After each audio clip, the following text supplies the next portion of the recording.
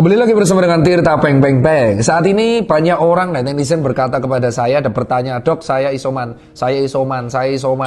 Total sehari saya menangani konsulan pasien itu lewat WA, telepon, chat, SMS, bahkan ada yang meminta dikunjungi sehari 10 sampai 30 pasien. Rekor tertinggi itu pada waktu tanggal 1 Juli mencapai 45 pasien. Saya ngeladeni semua. Beberapa sembuh, ada 2 yang meninggal di isoman. Jadi buat kalian semua yang terus bertanya di DM dan gak bisa saya jawab dalam video ini. 5 pertanyaan sering ditanyakan. 1, "Dok, kalau saya isoman saya harus ngapain?" Tergantung dari gejala. Jadi gini, pasien yang diadakan isolasi mandiri adalah pasien dengan gejala tanpa gejala tapi jadi positif, tanpa gejala positif, gejala ringan, dan gejala sedang. Harusnya gejala sedang ini dirawat di Wisma Atlet atau rumah sakit darurat. Tetapi kalau misal ruangan tidak cukup, diminta isoman. Untuk kalian semua, pasien isoman yang tidak bergejala, cukup isoman 10 hari. Cukup isoman 10 hari. Tidak perlu minum obat apapun karena tidak bergejala. Yang kalian harus lakukan adalah makan makanan yang mengandung protein yang cukup karena zat pembangun tubuh sehingga mengganti sel tubuh yang rusak. Ya. Kedua adalah makan makanan yang mengandung vitamin C dan vitamin D. Kalau kalian pengen suplemen bisa konsultasi dengan aplikasi telemedicine. Vitamin D3 dan vitamin C tablet. Dan tinggal minum empon-empon yang kalian tahu, jahe anget sekali sehari silakan, tapi itu bukan obat COVID. Itu hanya sebagai suplemen dan bed rest. Untuk olahraga dipersilakan kalau kamu OTG, tapi tidak boleh terlalu capek karena akan mengganggu sistem penyembuhan. Nah, Dok, kalau sehari ke-10 saya perlu cek swab atau tidak? Tidak diharuskan. Seseorang yang sudah bebas gejala selama 10 hari, ingat, bebas gejala selama 10 hari, apapun hasil PCR-nya itu tidak pengaruh. Karena dengan catatan dia bebas gejala 10 hari setelah dia isoman, berarti kemampuan virus tersebut sudah inaktif, dorman. Itu yang pertama. OTG masih bisa menularkan. Kedua, orang yang gejalanya ringan. Dan ini sering banget ditanya. Biasanya ketahuannya ketika dia mau kerja di kantor, di swab di kantor, rutin di pabrik, ketahuan COVID. Jika kamu gejala ringan, apakah gejala ringan itu? 1, demam, lebih dari 2 hari. Ada nyeri sendi, dan anosmia, tetapi tidak ada gejala sesak, tidak ada batuk yang berat, batuknya cuma ringan. Yang kamu harus pakai adalah obat-obatan seperti paracetamol 500 mg 3 kali sehari. Ini untuk demamnya, 3 kali sehari. Dan kalau ada nyeri perut bisa diminum antasida 500 mg 2-3 kali sehari. Ya. Dan untuk meminumnya, minum air yang cukup. Terserah mau minum air kelapa, air putih, Pocari Sweat, air ion, ya kan. Yang penting bukan air panas 100 derajat karena melepuh nanti ya. Dan antibiotik tidak diperlukan untuk gejala ringan. Antibiotik tidak diperlukan untuk gejala ringan. Apalagi dexamethasone dan teman-temannya belum diperlukan untuk gejala ringan. Antibiotik dan dexamethasone itu digunakan untuk gejala sedang menuju berat dan harus menggunakan resep dokter. Kalau kamu ada batuk-batuk, bisa dibeli obat batuk hitam yang tidak mengeluarkan dahak. Minum 2 kali sehari atau bisa minum Ambroxol, itu obat-obat yang ada di puskesmas dan murah. Untuk vitamin bisa C atau D3 konsultasi dengan telemedicine, aplikasinya ada. Makanan yang dimakan sama, yaitu makan makanan yang mengandung protein yang tinggi, ya kan? Atau anget-angetan, minum air yang cukup dan bed rest. Untuk ringan dilarang, diminta tidak melakukan kegiatan yang berat. Bed rest. Nah, ini isolasinya 10 sampai 14 hari, ya. Dan kamu tetap bebas gejala dihitung dari kamu tidak bergejala. Ya, setelah kamu isoman 14 hari, yang gejala ringan wajib PCR. Kalau masih negatif, tunggu bebas gejalanya 10 hari. Misalkan kamu gejalanya 7 hari sudah bebas gejala, tapi hari ke-7 hari ke-14 masih positif. Berarti kamu tinggal nunggu 3 hari lagi bebas gejala. Ya. Jadi seperti itu. Dan untuk isoman seperti ini bisa di rumah atau di hotel atau di kos. Dan kalau sudah sembuh, dicuci, ruangan-ruangannya tinggal disemprot atau dibersihkan pakai disinfektan yang ada rumahan. Ingat, disinfektan bisa buat indoor.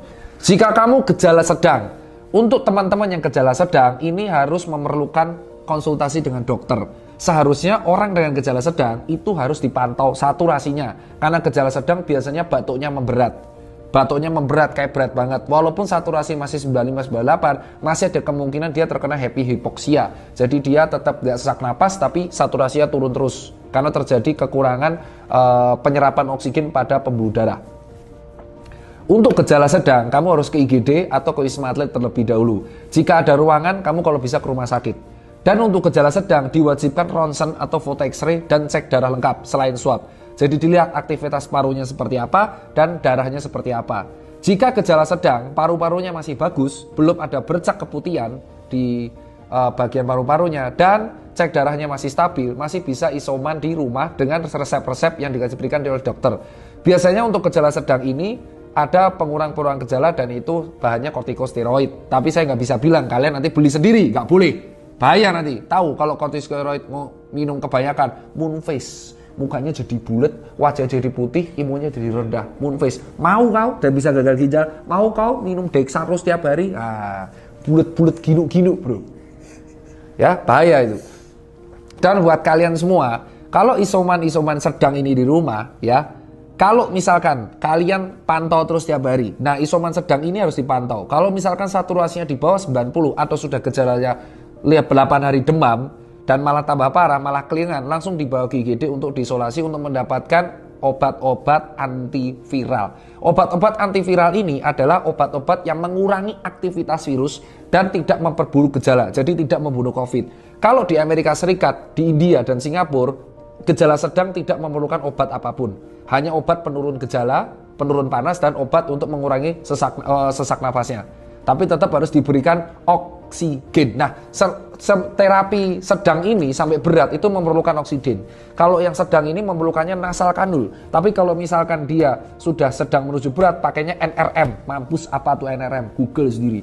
Ya, kalau misalnya sudah tidak sadar, pakainya nanti intubasi atau backups, sikap. Paham itu semua? Ya, itu sedang. Jadi jangan pernah mengobati diri sendiri dengan antibiotik. Kenapa? Ada 3 efek kalau kamu meminum obat dengan resep sendiri. 1, berlebihan, dosisnya parah, bahaya. Dok, saya minum ini nggak apa-apa, nggak meninggal. Memang. Tapi kalau 10 tahun lagi gagal ginjal gimana? Selamat dari COVID, ginjalnya hancur. Ingat, pemberian obat itu harus tepat dosis, tepat sasaran, tepat waktu, tepat cara penggunaan. Resep pun harus ada pendidikannya.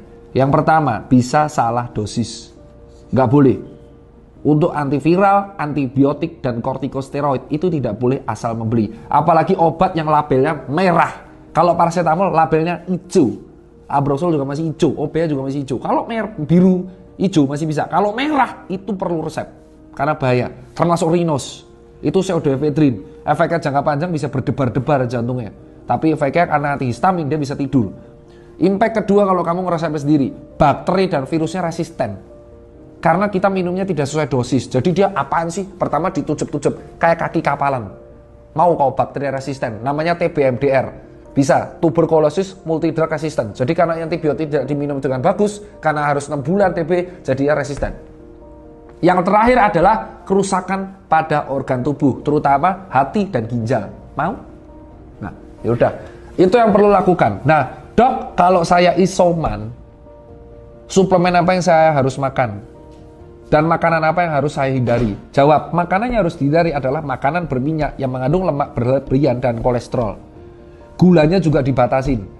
Ya, kalau terutama orang yang punya diabetes. Kedua, oksigen sedia kalau kamu gejala sedang. Ya, makan makanan yang banyak mengandung antioksidan, brokoli, kembang kol, tomat, wortel. Ya, untuk bayam dan kangkung ada kristalnya. Habis itu, kamu juga perlu makan makanan yang mengandung bawang putih, bawang merah, jahe merah. Itu untuk malam. Kalau untuk melegakan, jadi jahe merah itu impactnya adalah antiinflamasi dan membuat aliran darah ke tenggorokan itu jadi banyak. Sehingga proses penyembuhan jadi lebih maksimal. Jadi kita kayak lebih lega, terutama minuman hangat. Air yang cukup, karena apa? Karena kita selama penyembuhan energinya terkuras. Walaupun kita beres itu energinya terkuras. Makanya kalau habis COVID, biasanya lemes banget. Dietnya protein, bukan makan sebaik mungkin, tapi protein. Karena protein itu zat pembangun tubuh yang mengganti sel-sel yang rusak.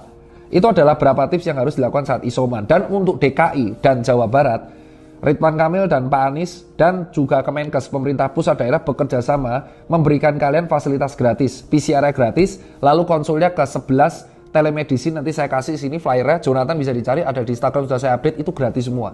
Obatnya pun gratis. Diantarkan oleh si Cepat kalau nggak salah, lu saya iklan.